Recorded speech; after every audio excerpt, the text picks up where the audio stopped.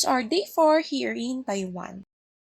We decided na magpunta sa Yangmingshan National Park para mag-sightseeing kasi gusto rin namin makita yung mga cherry blossoms. Ayan, ikot-ikot lang kami. Nag-Uber kami para hindi na kami mahirapan. Kababa namin sa Uber, na-amaze agad kami kasi nga may cherry blossoms pa na abutan pa namin. Kaso ang problema na mali kami ng baba, mali yung pagpin namin kung saan kami bababa. Ayan, medyo napahiking pa kami kasi akala namin doon yung daan. Kasi ang gusto rin namin makita ay yung flower clock, yung kilalang tourist spot. Tapos nung sinearch namin, malayo-layo pa pala. Kaya nag-bus na lang kami papunta doon. Pansin ko ang daming nag-hiking dito tapos yung marami ding nagbabike. Para bang ang healthy-healthy nila. Pagkababa sa bus, makikita agad yung mga kainan kaya we decided na kumain na lang muna para kapag nag-ikot-ikot kami, may energy kami. Yung nakakain kong manto, yung nabibili lang sa grocery tapos ikaw magpiprito. Yan, after kumain, nag-ikot-ikot muna kami. Medyo mainit na to kasi mga tanghaling tapat na. Ano mga bulaklak dito, iba-ibang klase. Kita namin sa map, merong falls, sabi namin ni Aliyah, gusto namin tingnan kaya eto, for the hiking kami, di naman siya sobrang hiking, pero malayo-layo din siya doon sa flower clock. Ang ganda dito kasi parang magical yung place. Yung parang nasa Encantadia ka, ganun. Kami lang dalawa ni Aliyah yung nagpunta dito kasi sila tita and tito, nag-iikot-ikot din sila. Ayan, ikot-ikot lang, picture-picture kami kasi ang ganda nga ng tanawin. Alam niyo, super thankful talaga ako kay IMG kasi nung bata ako, hindi ko ma-imagine na mag-travel kasi para sa akin, ang expensive niya. Tapos sabi ko parang hindi ko namang kaya mag-travel ng ganun kasi nga mahal. Pinali-realize nga sa akin ni IMG na okay lang naman mag-travel, lalo na kung with a purpose naman. Tsaka as long as hindi mo napapabayaan yung finances mo, makakapag-ipon ka pa rin. Kasi mahalaga talaga na may ipon ka, like for retirement. O, for your healthcare. Hindi naman sa gusto natin, pero syempre, magkakataon na pwede tayong magkasakit or kung ano mang emergency na magkaroon. Isa yan sa mga natutunan ko dito sa IMG na mahalaga pa rin na may ipon ka para pag dumating yung panahon na kailangan mo, lessen yung stress. Going back, nakarating na kami sa Daton Falls. Sandali lang din kami nagstay. Nag-message si tita, uwi na daw kami para mamaya makapag night market pa kami. Nag-Uber na lang din kami pero dun kami bumaba sa train station. Mag-train na lang kami pabalik sa hotel. Kauwi, natulog lang kami sandali. Then around 6 p.m., nag-ready na kami para magpunta sa Ximen Market. Nag-train lang kami papunta doon. So, from Ximending going to Ximen. Pansin namin mas maraming street food dito kumpara sa Ximending. Sa Ximending kasi para siyang fashion street. Tapos dito, more on pagkapagkain. Ayan, nag-ikot-ikot lang kami. Tapos eto, nakita namin yung Taiwan pancake. Ang cute lang kasi. Yung character niya, si Totoro, yung sa My Neighbor Totoro ng Ghibli. Umorder kami para tikman, tapos pinapanood namin yung nagbebenta kung paano niya gawin, lutuin. Na-cute talaga ako kasi nakatayo pa siya, tapos hawig na hawig niya talaga si Totoro. Ayun, masarap siya, hindi siya ganun katamis. Tapos ang cute lang din kasi sa gilid ng store niya, yung mga figurine, tapos yung cute, pwede ka mag-picture. Ayan, nag-picture-picture sila dito sa gilid. Ako, nandito ako sa tapat ng store kasi sa tapat ng store may mga upuan. Kaya umupo na lang muna ako. Tapos sinubukan din namin tong king crab. Tapos bigla ko naalala yung imitation na crab stick. Wala, naalala ko lang. Mga binibenta rin mga gamit dito, mga damit, ayan. Pero for me pansin ko mas marami si Shemen din. Habang naglalakad kami, hindi ko napansin na hiwalay na pala ako kala tita. Kasi napansin ko, daming nakapila dito. Kasi hindi ko alam anong tawag dito, pero gusto ko siya itry. Punta ako, pinapipili ako ng flavor. Hindi nagkaintindihan, pero nakapili naman. Pumapangalawa sa gusto kong kainin dito. Pero unang-una dyan yung xiaolongbao. Namin tong dog na to, laki niya. Isang cute-cute. Tapos ayan, bumili na lang kami ng milk tea, then umuwi na kami. Ayan, pauwi na kami. Ang dami naming lakad nung araw na to. Umabot yung steps namin sa 20,000. Ito ata yung araw na may marami kaming lakad. Pero hindi kami super pagod kasi nakatulog kami nung hapon. Tapos nung pauwi na kami, may napansin ako. Kahawig tong lalaki, yung sa BTS, si RM ba yun? Ewan ko for me kahawig niya. It's our day 5. Ayan, papunta na kami sa Sun Yat-sen Memorial Hall. Mag-sightseeing kami doon. Flex ko lang yung yo-yo card. Kapit-kapit para hindi mahulog sa maling tao. Charot. Pagdating doon, may nakita kami agad na squirrel. Kumakain siya. Kain ako dito. Ate, daming birdie. Hindi niyo white to. Ayan, kitang-kita yung tower ng Taipei 101. Mamayang hapon pa kami papasok dyan kasi hapon yung schedule namin. Tapos napansin ko maraming kalapate. Tambay-tambay lang, nagpapalipas ng oras. Tapos nag-Uber na lang kami papunta doon para hindi kami malate. Kasi kailangan on time ka talaga para masulit mo. Sa baba ng building, mall siya. Daming shops like Gucci. Iniintay na lang namin yung iba naming kasama. Kasi 5:30 yung schedule namin. Ini-scan na lang yung QR namin kasi online naman kami nag-book via Klook. Ang bilis lang ng elevator. So ayan, nandito na kami sa 89th floor. Nag-timelapse lang ako habang naglilibot-libot. Kasi maraming bot na pwedeng pagpicturean. Tapos ito sa 91st floor to. Super hangin dito na may lamig talaga. Kita kasi namin yung iba na umaakit, kaya umakit na din kami. Super nakaka-amaze yung view talaga. After, nag-dinner na kami with the team bago umuwi. Xiaolongbao for the win. Never ata ako magsasawa. It's our day 6! So for this day, may tour kami with the theme. Bali, dalawang sasakyan yung na-occupy namin.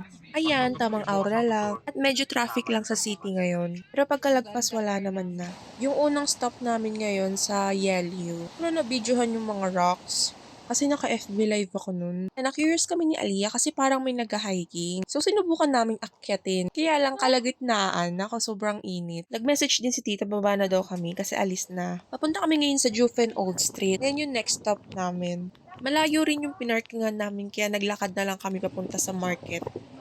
Tas recently ko lang din nalaman na yung Jufen Old Street, mala Spirited Away. Pero tingin ko mas feel na nasa Spirited Away ka kapag gabi. Kasi yung mga ilaw, ayun yung bibigay ng feels eh. Tapos ito, habang naglalakad, may nagbigay sa akin ng green tea.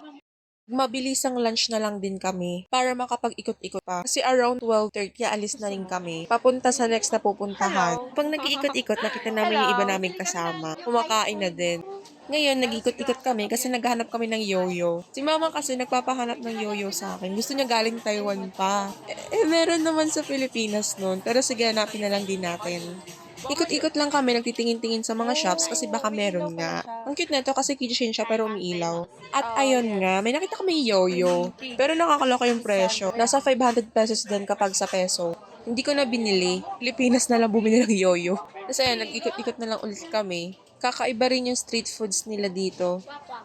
Dito sa Jofen Market, marami talagang street foods, maraming pagkain, maraming inumin, maraming stuffs na pwede mo rin bilhin, like keychain, pwedeng pampasalubong, ganun. Tinubukan din namin yung ice cream sandwich kasi nakita namin sa isa namin kasama. Nakaka-refresh siya kasi ang init ng panahon. Para lang siyang pancake na pinagitnaan ng ice cream. Ikot-ikot lang din kami bumili ng milk tea. Good, good. Is it good?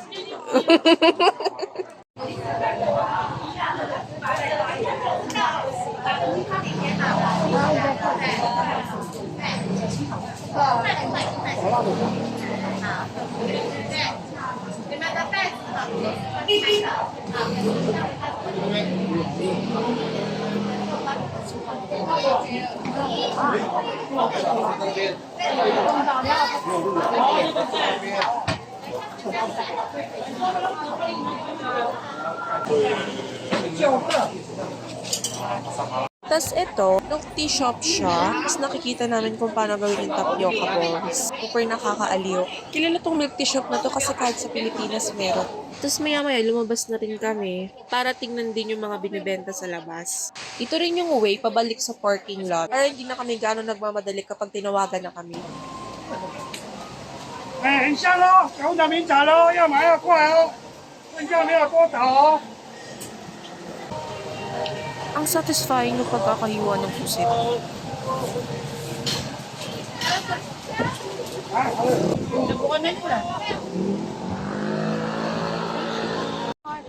Grabe yung view, super relaxing. Di pa ta. Ba't pang 1 year ta? Kasi kailangan makasama ulit. Ay, hindi pang 1 year yan. Ano lang, mga 6 months lang. Yan. Ay, 6 months. Sige, hanggang kailangan mga 5 months tapos ko na picturean lahat.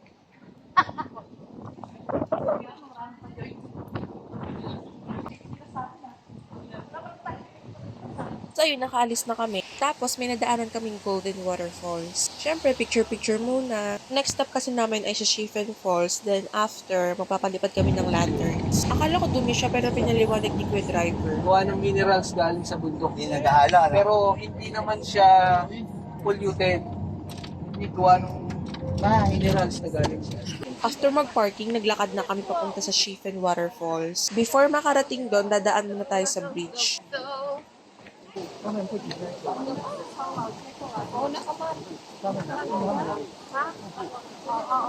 At ayan, after makatawid sa bridge, Yo! Dig! Yun na talaga yung mga natutulog na tanghali eh. Hindi maabot yung pao. Go! Go! Go! Hindi wheelchair, wheelbarrow. Uy! So, hindi pa ito yun. Video naman yan eh. pwedeng i-screenshot na lang natin.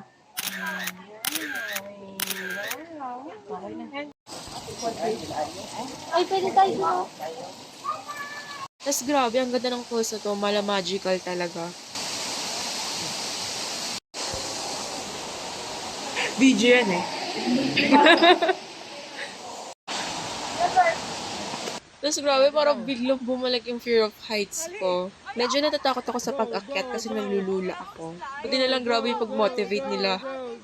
Ayan, dumiretso na kami para magpalipad ng lantern. Pipito!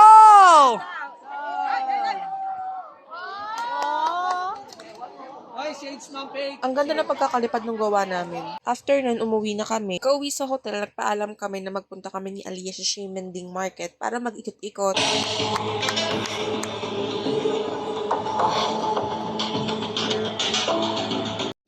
Tapos ito, day 7 na namin.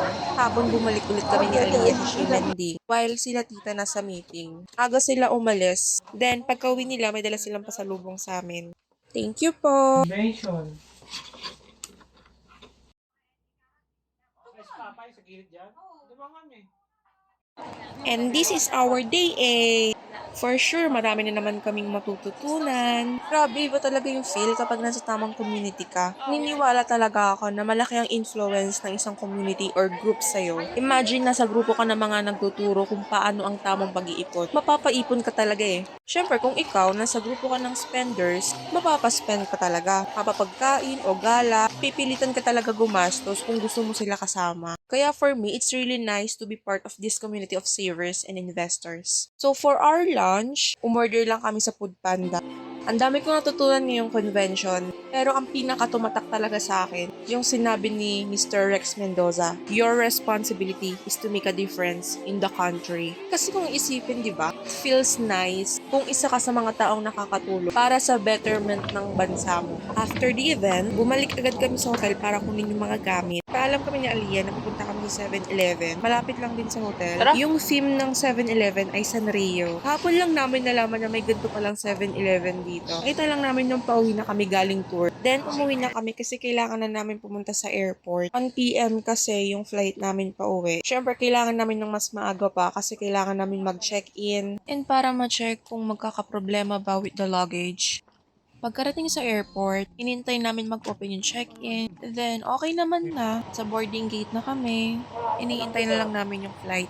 Life is indeed full of surprises. Minsan, may mga plano tayo na hindi nangyayari o hindi pa natutupad. Tayo malulungkot o manghihinayang. Pero you know what? God has a better plan for you. When I was a kid, I always asked myself, ano bang profession ang kukunin ko? Yung gusto ko sana, makakapag-ipon ako, makakatulong sa pamilya, at may maiaambag sa lipunan. Pero pinarealize sa akin ni Lord na hindi basehan ng profession kung gusto mong magawa iyon. Anyone can do it. Anyone can make it happen. And it should start with yourself. Surround yourself with the people who reflect who you want to be. Ang mga taong nakapalibot kasi sa atin, may influence silang maibibigay sa atin. They can influence your thoughts, emotions, and behaviors in both positive and negative ways. When you surround yourself with positive people, they will support you and encourage you, and they will be there to help you when you need it. When you succeed, they will be the first one who will congratulate you. And that's what I've found in this community.